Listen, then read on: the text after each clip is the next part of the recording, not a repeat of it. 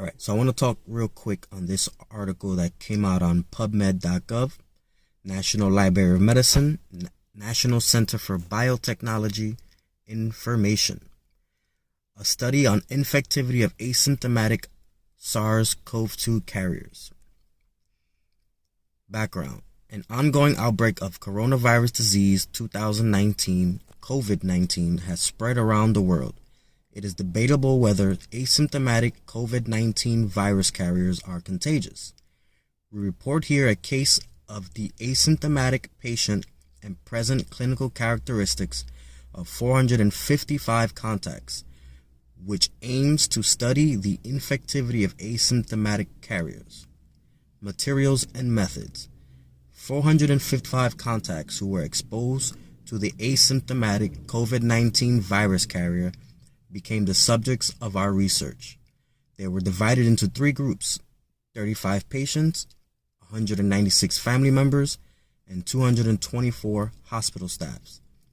We extracted their epidemiological information, clinical records, auxiliary examination results, and therapeutic schedules. Results: the median contact time for patients was 4 days, and that for family members was 5 days. Cardiovascular disease accounted for 25% among original diseases of patients. Apart from hospital staffs, both patients and family members were isolated medically. During the quarantine, 7 patients plus 1 family member appeared new respiratory symptoms, where fever was the most common one. The blood counts in most contacts were within a normal range. All CT images showed no sign of COVID-19 infection. No severe acute respiratory syndrome, coronavirus 2, SARS-CoV-2. Infections was detected in 455 contacts by nucleic acid tests. This is big. In conclusion, in summary, all the 455 contacts were excluded from SARS-CoV-2 infection, and we conclude that the infectivity of some asymptomatic SARS-CoV-2 carriers might be weak. Now, they say some, they're not saying all, but we have to realize the CDC just said that the virus isn't spread by contact surfaces. Before, it was wipe everything down, clean everything, make sure everything is, bleached down, sanitized. Now they're saying it's only airborne. But what did Fauci say? Dr. Fauci said we don't need to wear a mask, right? So what are we doing?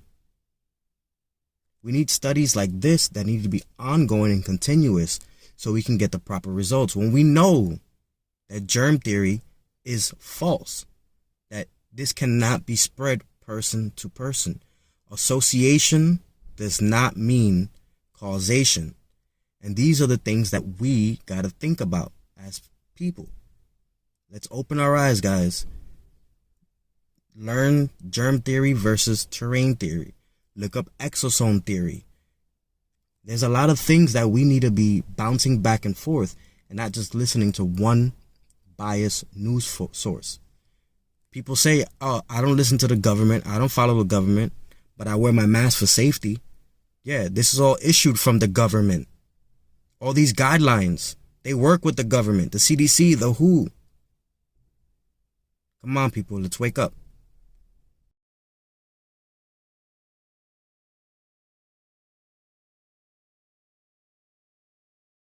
Lack of potassium, or kalium as it is chemically known, in all three combinations causes virulent and poisonous diseases.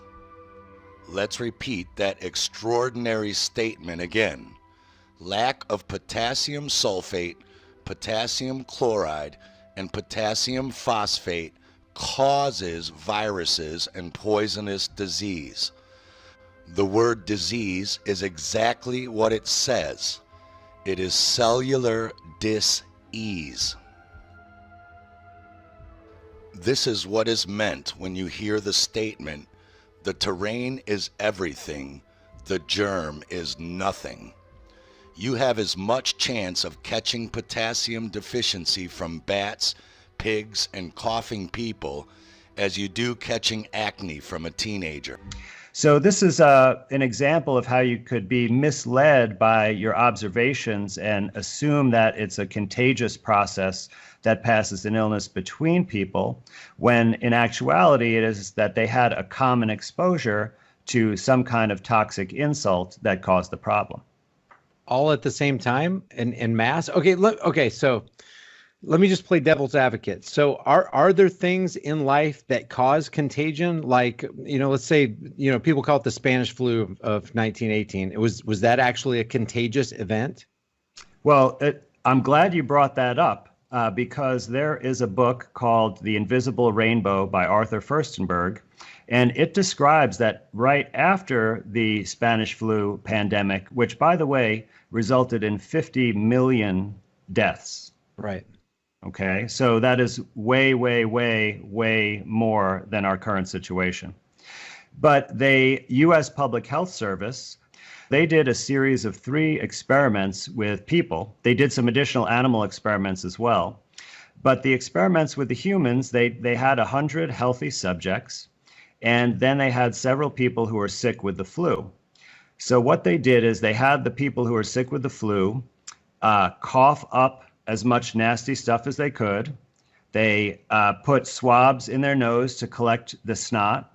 They even swabbed their eyeballs. So they were trying to collect all of the particles that they thought were infectious that they could then deliver to a healthy person and make them sick. So in the first experiment, what they did is they squirted these secretions into the nose, eyes, and throat of the healthy people. And out of those 100 healthy people, not one of them became ill with the flu. So they thought, well, we need to try harder, and they devised a second experiment. In the second experiment, they took the same secretions from the sick person who was coughing and sneezing and tearing, and they then injected that into the healthy subjects. And once again, none of the subjects became ill with the flu. So they devised a third experiment thinking that perhaps a more natural, casual human contact is required for transmission of the disease. And so what they did is they had the person who was sick with the flu sit really close, like uncomfortably close to the healthy subject. And they had a conversation for like 5 or 10 minutes. I forget the exact time. And then after that, they had the sick individual take a deep breath in and the healthy individual take a deep breath out. And they put their lips together almost as if they were kissing, but no contact. And the sick person blew all of his breath into the healthy person who inhaled it all. And the results of that experiment once again showed that none of the healthy subjects became ill. So I've tried very hard to find additional experiments where they tested this theory about contagion of infectious agents. And I could not find any conclusive studies that proved contagion exists. Why viral? Because the people are poisoned, they excrete toxins, they look like viruses. People think it's a flu epidemic. In the 1918 epidemic, the Boston Health Department decided to investigate the contagiousness of this. So they, believe it or not, took hundreds of people with the flu and they sucked the snot out of their nose and injected it into the healthy people who didn't have the flu, and not one time could they make the next person sick. They did this over and over again, and they were not able to demonstrate contagion.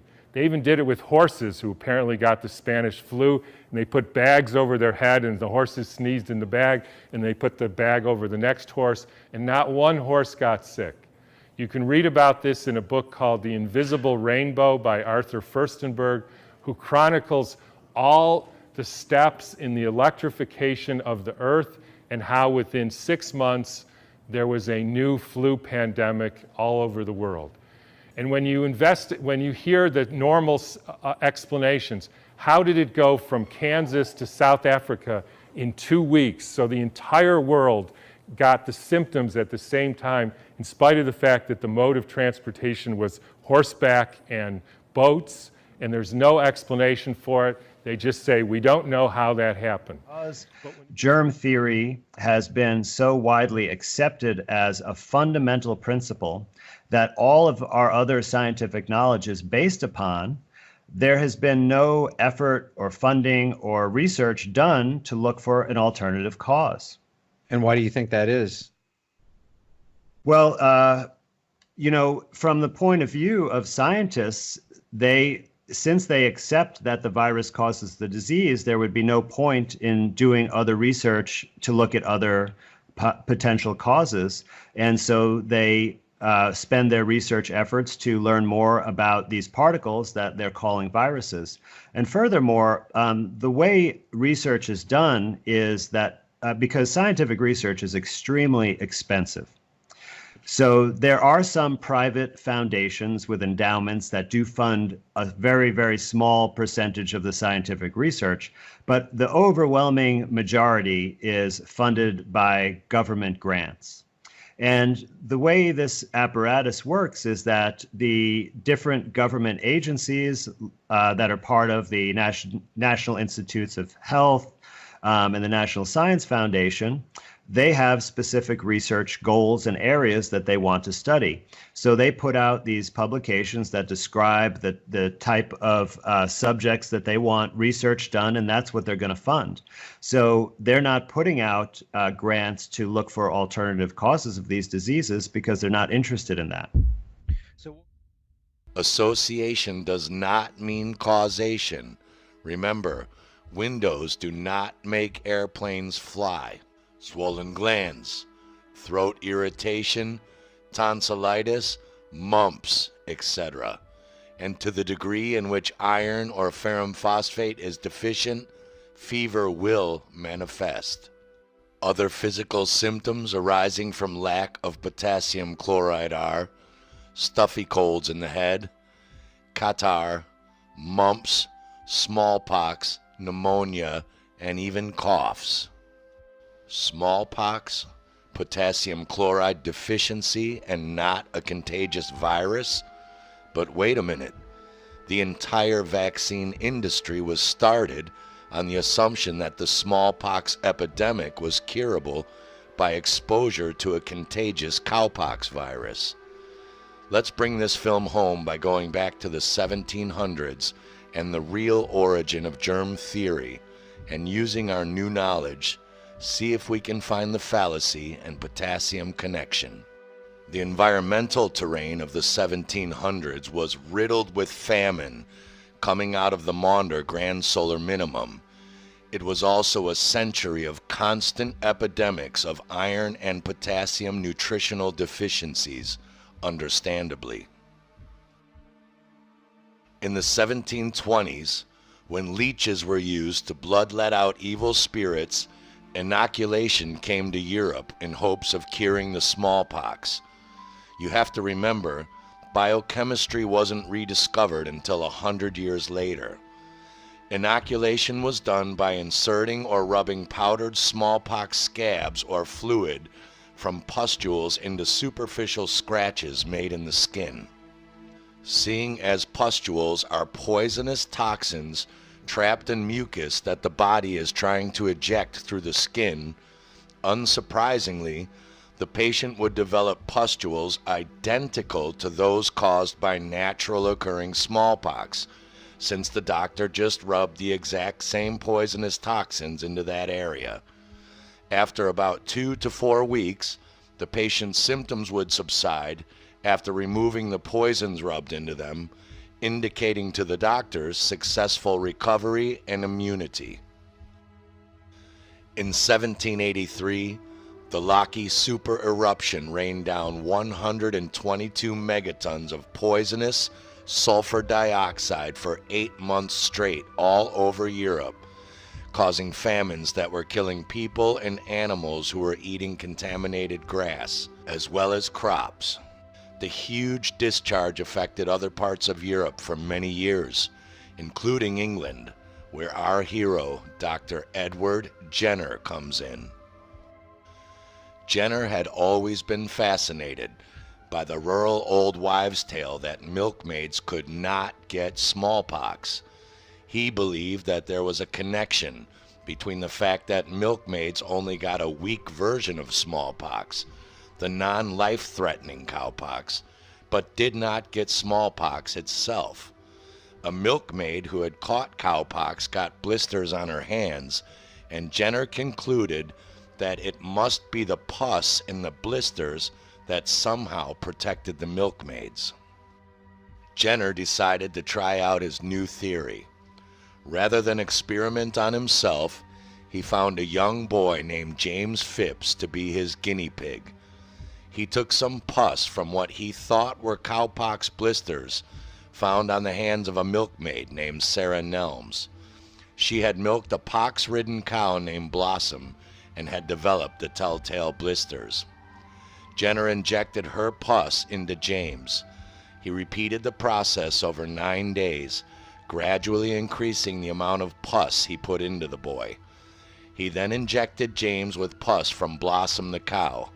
James became ill, unsurprisingly, but after a few days made a full recovery with no side effects. Jenner thought he had made a brilliant discovery. But had he? For starters, it was the century of famine, and there was certainly one going on at that time. What do you think most milkmaids were living on for their sustenance? Mother's milk, especially from cows, is loaded in potassium chloride and potassium phosphate, and even the perfect amount of sulfur to be converted into potassium sulfate. Even if the mother is deficient herself, nature will allocate the nutrients to her milk to ensure the survival of her children and her species. Famine-starving milkmaids living off potassium-rich cow milk all day would obviously therefore not express smallpox from potassium deficiency. Some of the milkmaids did, however, express pox on their hands and palms. This is what is now known as shedding. The skin is a porous organ, and if you are touching poisonous, toxin-ridden blisters on cow teat all day, you are absolutely going to absorb those same poisons into your hands. It is the same reason inoculation was performed, and the same reason you are told to wash your hands after wiping your ass or handling poisonous chemicals or rotten food. Jenner was no doubt a brilliant country doctor for his time, but he was no Columbo and definitely not a scientist, just like our friend Kill Bill. Jenner had no scientific control group or gold standard, and he miserably failed all of Koch's postulates, failing to notice that not all milkmaids exposed to cowpox were immune, or that it was their hands and not bodies that had pox, and that many of the farmers and families exposed to the same cows every day for feed and other reasons still had the pox themselves. And this is the scientific basis for the reason you're locked in your house and social distancing. And if you are taught how to observe, you cease to observe.